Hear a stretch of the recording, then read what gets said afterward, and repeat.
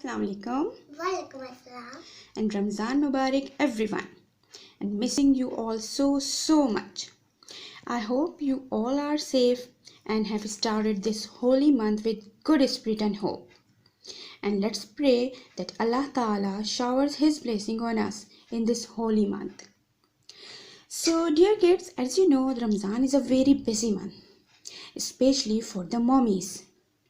She has to do some extra house chores. So, what can you do? You can divide her work by doing little help. Like when she do the laundry, you can fold your washed clothes. Okay.